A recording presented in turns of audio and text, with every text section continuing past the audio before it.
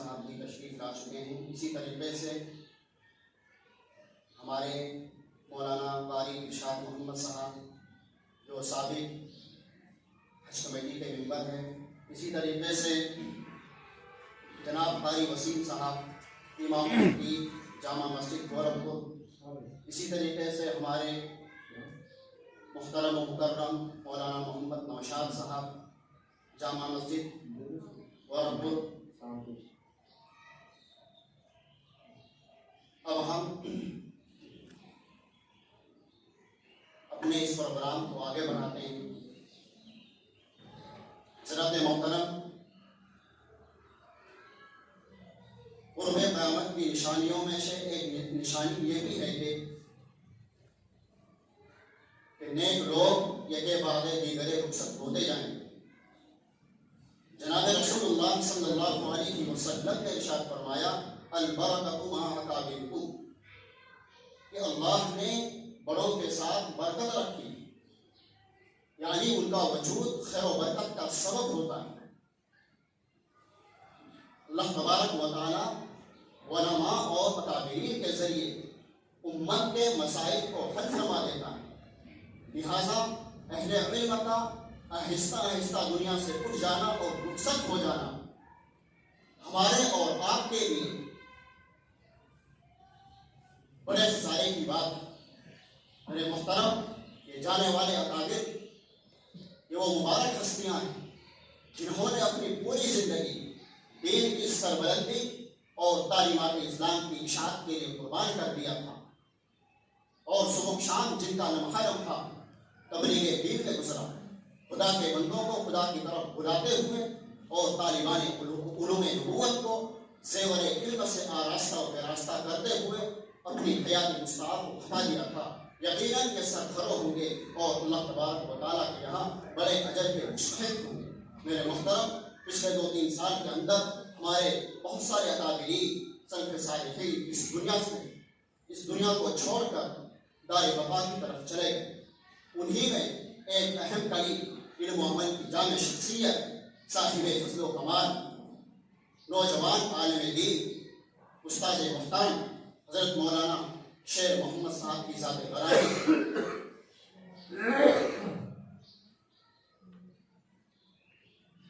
حضرت رحمۃ اللہ علیہ کی اوصاف و کمالات کے تعلق سے ہمارے استاد محترم حضرت مفتی محمد اسجد صاحب دامت برکاتہ چند باتیں آپ حضرات کو بتلائیں گے۔ تم یہ سوچتے ہو کہ صرف کلمہ پڑھنے سے تمہاری بخشش ہو جائے گی، تمہارے ساتھ کوئی معاملہ نہیں ہوگا، تمہاری آزمائش نہیں ہوگی۔ ہم نے جن لوگوں کو بلندیوں پہ پہنچایا ہے ان کے سچا اور جھوٹے ہونے کو ہم نے دنیا میں آزمایا ہے، اور ان آزمائشوں میں وہ لوگ کھڑے اترے اور پھر ان کو ہم نے کامیابی کی سیڑھی کی طرف چلایا ہے۔ ہمیں اور آپ کو اپنے آپ کو قیمتی بنانا ہے، اور قیمتی ہم کب بنیں گے؟ جب ہم قیمتی لوگوں کی زندگی سے ہم کچھ نہ کچھ حاصل کریں گے۔ ان قیمتی زندگیوں میں ایک بہت بیش قیمتی زندگی تھی ہمارے استاد جناب حضرت مولانا شیر محمد صاحب رحمۃ اللہ علیہ۔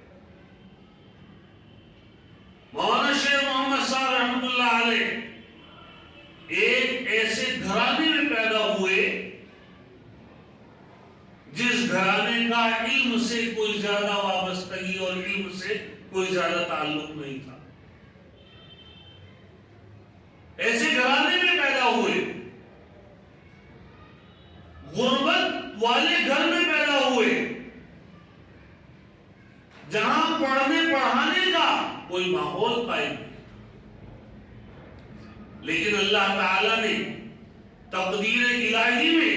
یہ لکھ دیا تھا کہ اللہ بوڑھی پر بھی گلاب کو کیا کر سکتا ہے، گلاب کی خوشبو پھیلا سکتا ہے، گلاب کو اگا سکتا ہے۔ اللہ کا نظام ہے۔ حضرت مولانا شیر محمد صاحب رحمت اللہ علیہ کہتے ہوئے بھی شخص ہوتا ہے، کتنے بیش قیمتی آدمی، تقدیر الہی غالب آ گئی، اتنی جلدی روانہ ہو گئے۔ دنیا یہ بھی نہیں پتا کر سکی، عوام الناس خاص طور سے، کہ ہمارے بیچ میں سے کتنا قیمتی آدمی چلا گیا، کسی کو احساس بھی نہیں ہو پا رہا، اتنا قیمتی آدمی۔ تقدیر الہی تھی کہ اس گھرانے میں پیدا ہو کر، جس گھرانے کا علم سے کوئی تعلق نہیں تھا، علم سے وابستگی نہیں تھی، مولانا شیر محمد صاحب رحمۃ اللہ علیہ کو اللہ تعالیٰ نے ان کے والد کے ذہن میں ڈالی کہ اس بچے کو قرآن پڑھایا جائے۔ الحمدللہ اتنا ماحول تو مسلمانوں کے گھر میں ہوتا ہے، خاص طور سے حضرت تھانوی رحمۃ اللہ علیہ نے لکھا ہے کہ جو مسلمانوں کا غریب طبقہ ہے، حضرت تھانوی نے بہت لکھا اس بارے میں کہ علم دین غریب لوگ سیکھتے ہیں، تو ان کے یہاں یہ ماحول عمومی طور پہ ہوتا ہے کہ اپنے بچے کو وہ قرآن کی تعلیم دیتے ہیں۔ اسی ماحول کے نتیجے میں، اس ذہنی سازگاری کے نتیجے میں حضرت مولانا شیر محمد صاحب کو بھی گاؤں کے اندر مسجد میں بھیج دیا گیا قاعدہ، اور وہاں آپ کی ابتدائی تعلیم ہوئی۔ آپ نے جو ہے قرآن پڑھا، خیرکم من تعلم القرآن وعلمہ کا مصداق بنے، قرآن سیکھا، قرآن حفظ کیا۔ حفظ کرنے کے بعد اللہ نے مدد فرمائی کہ مولانا شیر محمد صاحب رحمت اللہ علیہ رائے پور تشریف لے گئے۔ فیض ہدایت رحیم رائے پور میں آپ نے تعلیم پائی چہارم تک شرجہ میں۔ 4 سال مولویت کے مولانا شیر محمد صاحب نے وہاں پڑھے۔ وہاں سے پڑھنے کے بعد دل میں بات آئی کہ بھائی یہاں 4 سال پڑھ لیے ہیں، اب دارالعلوم دیوبند کے اندر جو ہے کیوں نہ آزمائش کی جائے، امتحان کی، داخلے کی کوشش کی جائے۔ قابلیت اور صلاحیت تو بچپن میں ہی بنا لی تھی، خوب محنت کرتے تھے تعلیم علمی کے زمانے میں۔ ان کے جو ساتھی ہیں وہ بتلاتے ہیں کہ کافی محنت کا مزاج تھا، کتابوں کے اسباق یاد کر لیا کرتے تھے، استاذ کی تقریر کو حفظ یاد کر لیا کرتے تھے۔ ذہانت اللہ نے بہت عطا فرمائی تھی۔ 4 سال چاروں تک وہاں تعلیم حاصل کرنے کے بعد حضرت مولانا دارالعلوم دیوبند تشریف لے گئے، اور الحمدللہ وہاں پہ آپ کا امتحان میں کامیابی ملی اور آپ کا داخلہ ہو گیا، اور وہاں آپ نے مختصر جلالین، مشکاۃ شریف اور دورہ کیا، اور دورے کی اس جماعت میں آپ تھے، اعلیٰ نمرات سے کامیابی حاصل کری۔ اور اس جماعت کے اندر میں نے مولانا سے بار یہ بات سنی، خود مولانا بتلاتے تھے کہ ہماری جماعت میں اکثر اساتذہ کے بچے تھے، مولانا ارشد مدنی صاحب کے بیٹے مولانا حبیب اللہ مدنی، اسی طریقے سے مولانا ندیم واحدی کے بیٹے مولانا یاسر ندیم، اسی طرح مولانا قاری جمشید صاحب استاذ دارالعلوم دیوبند اور صدر القرآن دارالعلوم دیوبند، ان کے بیٹے جامع مظاہر العلوم کے استاد مفتی عزت صاحب، اسی طریقے سے مولانا مجیب اللہ گونڈوی، ان کے بیٹے اور رائے پور کے استاد مفتی فیضان اللہ صاحب۔ اس طریقے سے مختلف نام لیتے تھے مولانا، اور کہتے تھے کہ ہماری جماعت استاذوں کی منظوری نظر رہی، اور اس کی وجہ یہ تھی کہ اساتذہ کے بیٹے بھی جو تھے وہ بڑے محنتی تھے اور قابل تھے، اور ہماری جماعت کے بارے میں مشہور ہو چکا تھا کہ بھائی اتنی قابل والی جماعت قریب کے زمانے میں دارالعلوم دیوبند میں نہیں آئی، اتنی قابلیت والی جماعت۔ تو اس جماعت کا حصہ بن کر دارالعلوم دیوبند سے فراغت حاصل کی، اور فراغت حاصل کرنے کے بعد 1 سال تک دہلی میں آپ تشریف لے گئے، اور دہلی میں اس مدرسے کی پورے حالات تو انہوں نے کبھی ذکر نہیں کیے، لیکن اتنا وہ بتاتے تھے کہ وہاں ابتدائی تعلیم میزان الصرف وغیرہ پڑھائی، اور کچھ انگلش سے بھی وابستگی تھی، وہاں 1-2 انگلش کا قاعدہ بھی مولانا شیر محمد صاحب نے وہاں پہ پڑھایا ہے، اور جو ہے ابتدائی وہاں 1-1.5 سال وہاں مولانا رہے، اور وہاں سے جب آپ کا دل نہ لگا وہاں، تو الحمدللہ یہاں پر فیضان رحیمی میں 19 سال پہلے بعض نے کہا کہ 2001 یا 2 میں تقرر ہوا، اور لیکن ہم ان کے والد صاحب کے پاس گئے، وہ یہ بتلا رہے تھے کہ 18 سال انہوں نے یہاں پہ پڑھایا ہے ہمارے فیضان رحیمی کے مرزا پور کے 18 سال پڑھا، اور ان کی کل عمر مبارک صرف 38 سال ہوئی، کل 38 سال۔ گویا وہ جو ہے 19-20 سال کی عمر میں جلدی فارغ ہو گئے، 1 سال دہلی میں رہے، اور 18 سال کے قریب جو ہے مرزا پور فیضان رحیمی میں رہے۔ میرا ان کا رشتہ یہ رہا، میں نے ان سے 6 کتابیں پڑھی، 3 سال تو استاد شاگردی کا رشتہ رہا، اور پھر اس کے بعد 11 سال تک آپس میں قرب بہت ان کا قرب رہا مجھ سے۔ الحمدللہ ان کے کچھ اخلاق، کچھ کمالات میں آپ کے سامنے پیش کرتا ہوں، تاکہ ہم ان کو مشعل راہ سمجھ کر ہم بھی اپنی زندگی میں وہ نمایاں صفات پیدا کریں۔ نمبر 1 صفت ان کے اندر یہ تھی کہ مدرسے کے اصول و ضوابط کے پابند رہتے۔ کامیاب استاذ کے لیے علماء نے لکھا ہے کہ وہ مدرسے کے اصول و ضوابط کا جتنا پابند رہے گا اتنی ہی اس کا کامیابی کی دلیل ہے۔ مدرسے کے اصول اور ضوابط میں وقت مقررہ پر گھنٹہ لگتے ہی درسگاہ میں حاضری۔ کبھی میں نے نہیں دیکھا طالب علمی کے زمانے میں بھی، اور اس 11 سال کا عرصہ ان کے ساتھ گزرا ہے، کہ حضرت مولانا شیخ محمد صاحب نے کسی اور کا گھنٹہ پڑھا دیا، ہم نے کبھی نہیں دیکھا۔ اور کبھی ایسا نہیں ہوا کہ گھنٹہ لگنے کے بعد وہ درسگاہ میں بیٹھے رہے۔ کبھی ایسا نہیں ہوا کہ مدرسے کے اندر موجود ہو، بالاتفاق اللہ کہ کوئی کبھی گزر ہو اور انہوں نے درسگاہ میں حاضری نہ دی ہو، انہوں نے سبق نہ پڑھایا ہو۔ کبھی ایسا نہیں ہوا کہ وہ مدرسے کے انتظامی امور میں دخیل بنے ہوں۔ مشورہ ہوا، مشورے میں جتنی بات پوچھی گئی اس کا جواب دیا، جو مشورہ طلب کیا گیا مشورے کو امانت سمجھ کر وہ مشورہ دے دیا، جو ذمہ داروں نے کہہ دیا اس کے مقابلے میں کبھی نہیں آئے، ذمہ دار سے کبھی ٹکر نہیں دی کسی بھی مسئلے میں۔ جو کام ہو رہا ہے میں نے بارہا دیکھا، ہم بھی بہت سی مرتبہ کہہ رہے تھے کوئی یہ کام اس طرح ہونا چاہیے، مولانا کا ایک ہی جواب ہوتا تھا کہ بھائی ہمیں کیا ہے، انتظامیہ جانے اور انتظامی امور ہیں، ہم کیا دخل۔ تو انتظامی امور میں اور اصول و ضوابط میں وہ کبھی دخل نہ ہوتے تھے، اور اصول و ضوابط کے خلاف کبھی نہ کرتے تھے۔ بعض مرتبہ ایسا ہوتا وہ بار کی صبح کو جایا کرتے تھے، تو حالانکہ بار کی صبح کو اصول میں 1 گھنٹے کی اجازت ہے، 1 گھنٹے جائے لیٹ آ سکتے ہیں، لیکن وہ اگر 10-15 منٹ بھی دیر ہو جاتی تھی اس کو بھی محسوس کرتے تھے، اور اگر ان کا پہلا گھنٹہ ہوتا مطالعہ وہ پہلے ہی سے مار کی صبح کے پہلے گھنٹے کم کر کے رکھتے تھے، اور جاتی سیدھے درسگاہ میں گئے، پہلا بچے نے پہنچایا کمرے میں اور وہ سیدھے درسگاہ میں پہنچا دیا اور جا کر گھنٹہ پڑھا۔ تو سب سے نمایاں صفت ان کے اندر یہ تھی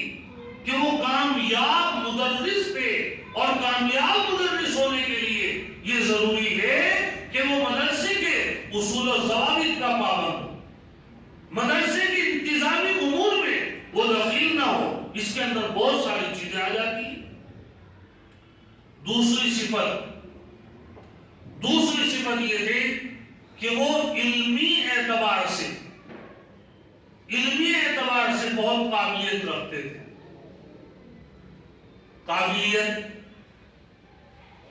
قابلیت کا اندازہ آپ اس طرح لگا سکتے ہیں کہ جس کتاب کو وہ پڑھاتے تھے اس کتاب کے اندر کبھی ہم نے نہیں دیکھا کہ کوئی لفظ لکھا ہوا ہو، سارا حفظ پڑھاتے،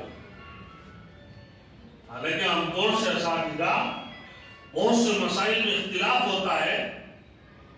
اختلاف کو معمولی نشاندہی کر کے لکھ دیا کرتے ہیں، لیکن ان کے متعلق مشکات شریف جلد اول اس کو حفظ پڑھا، مقامات اس کو حفظ پڑھا،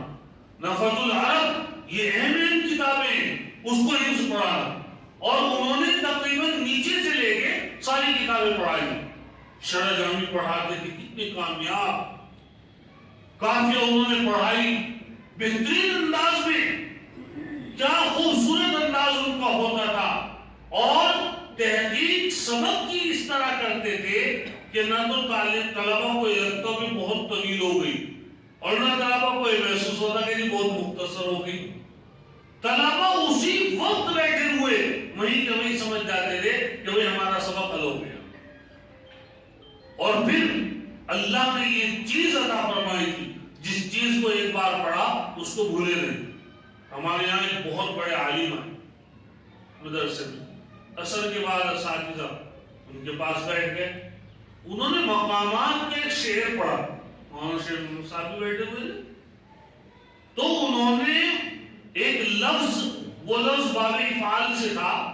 اور انہوں نے اس کو ثلاثی مجرد کے باب سے پڑھ دیا۔ مولانا نے جو ہے ان کا کلام سے فارغ ہو گئے وہ اپنے، مولانا شیخ محمد نے ان کو برجستہ ٹوکا کہ حضرت آپ نے یہ جو شعر پڑھا ہے یہ جو ہے مقامات میں فلا جگہ پہ اور باب افعال سے لکھا ہوا ہے۔ تو ان عالم نے، بڑے عالم تھے وہ، ان عالم نے بہت سراہنا کی، کہنے لگے بھائی آپ کا علم بہت مستعصر ہے،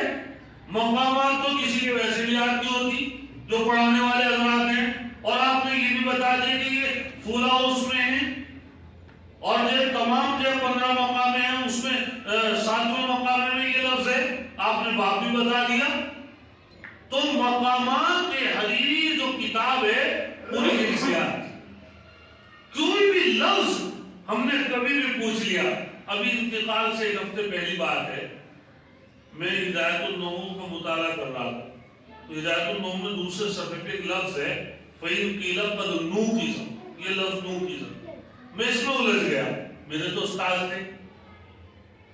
تو میرے سے یہ حل نہیں ہوا کہ یہ لفظ کون سے باب سے آ رہا ہے۔ پھر میں گھر جا رہا تھا، راستے میں مجھے بس میں اتنی تشویش رہی کہ صبح ہی سبق پڑھانا، یہ لفظ حل نہیں ہوا، تو میں نے مولانا کو فون کیا، میں نے کہا حضرت یہ لفظ میری سمجھ میں نہیں آ رہا کون سے باب سے ہے۔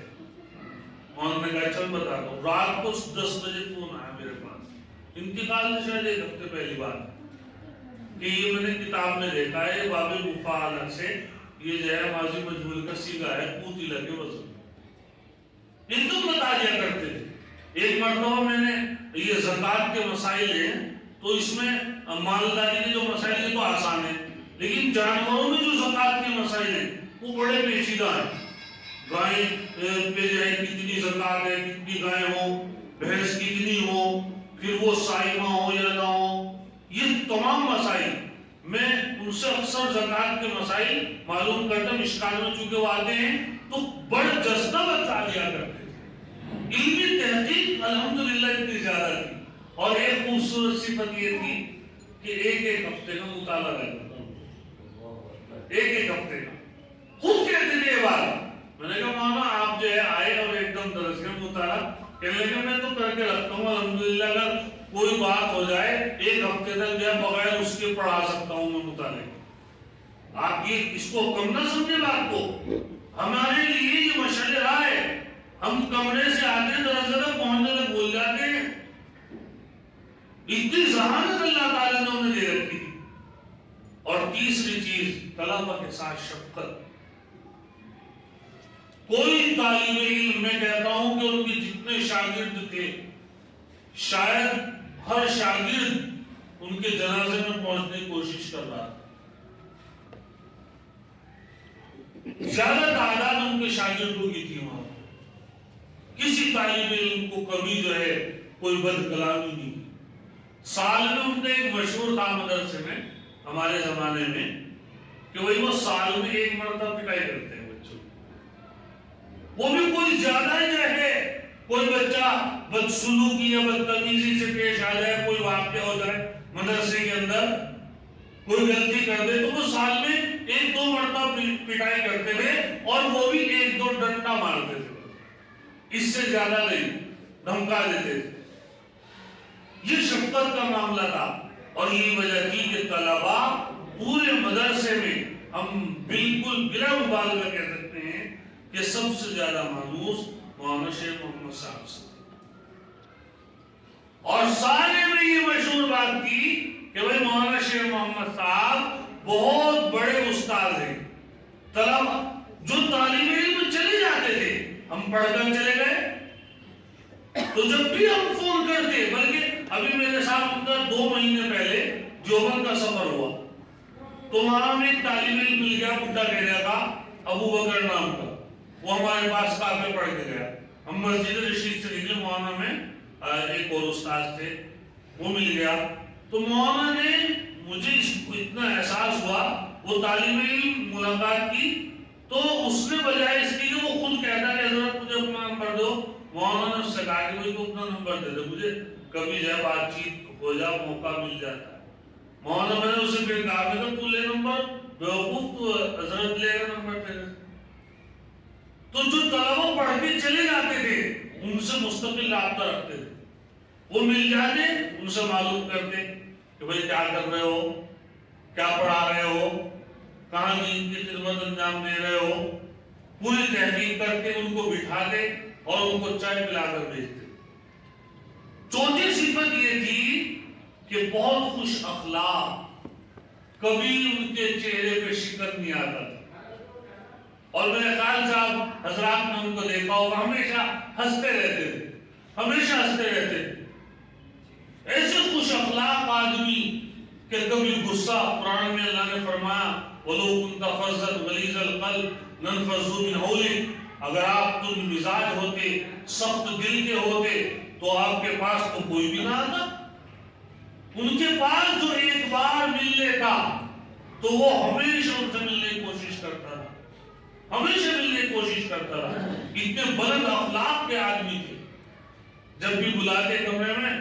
بلا کر جو ہے کہتے کہ چائے، میں اکثر چائے پیتا ہوں 30 گھنٹے میں، تو گھنٹہ پڑھا کے میں آیا، بارہا ایسا ہوا